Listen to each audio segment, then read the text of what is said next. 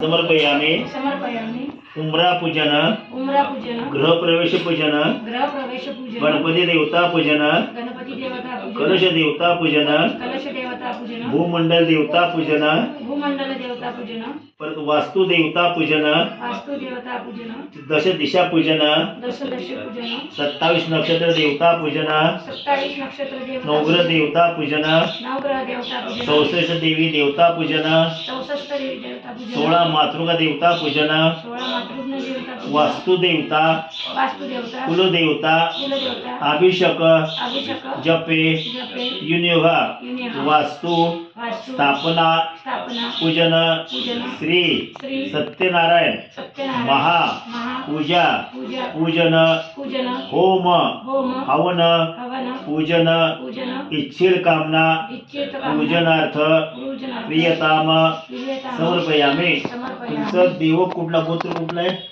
समर्पयामि खाली सोडून दे सगळं। आता मध्ये 3 टक्क्यांवर स्वच्छ करायचा। आता 3 टक्के पाणी घ्या थोडा असं सोडा खाली सोडा थोडा असं सोडा असं थोडा 3 वेळा। कलश देवता पुण्य कलश मुखे विष्णू कंठे स्वामी श्रद्धा बोलले जातो सोडलं।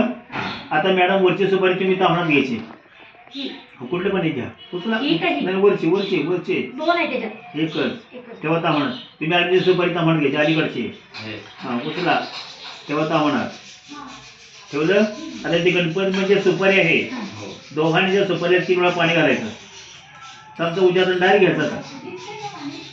ओम श्री महागणपतीन्मा वक्रतुंड महाकाय सूर्यकोटी समप श्री महागणपतीन्मा सिद्धविनायक स्नानानाथ प्रियताम 3 वेळा त्यामध्ये पंचामृत टाकायचं। मॅडम त्या पंचामृत झाकण ठेवा मासे वशी पडले सोडा। गणपती देवता पंचामृत स्नानानाथ प्रियताम समर्पयामि। ओम श्री महागणपतीन्मा सिद्धविनायक स्नानानाथ प्रियताम सोडलं 3 वेळा शुद्ध पाणी घालायचं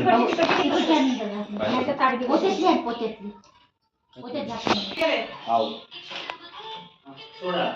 गणपती स्नानानाथ प्रियताम समर्पयामि। ओम श्री महागणपतीन्मा सिद्धविनायक स्नानानाथ प्रियताम समर्पयामि। 3 वेळा शुद्ध पाणी घातलं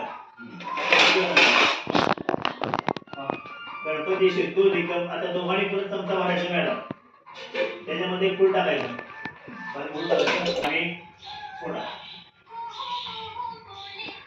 परत जेव्हा शुद्ध पाणी घालायचं सिद्धू निकम स्नानानाथ अरे थांब ना पाय लागतं ना दोघांनी चमचा भरायचा त्याच्यामध्ये 1 टेबलस्पून टाकून द्यायचं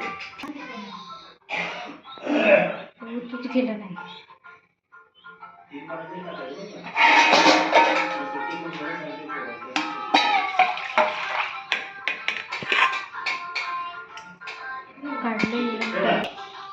शुद्ध पाणी घालायचं शुद्धो निकम स्नानानाथ प्रियताम समर्पयामि। आता दोघांच्या गणपतीला 3 वेळा गरम पाणी घालायचं उष्णो निकम स्नानानाथ प्रियताम समर्पयामि। सगळं करायचं चमचा भरायचा दिवा धरायचा सोडा नाही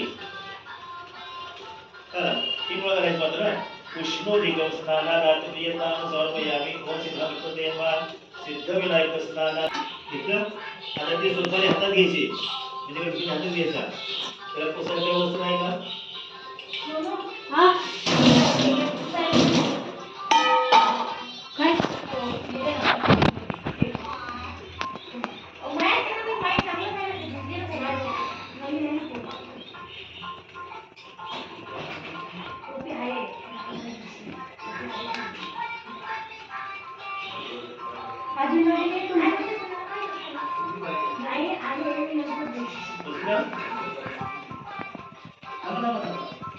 नाही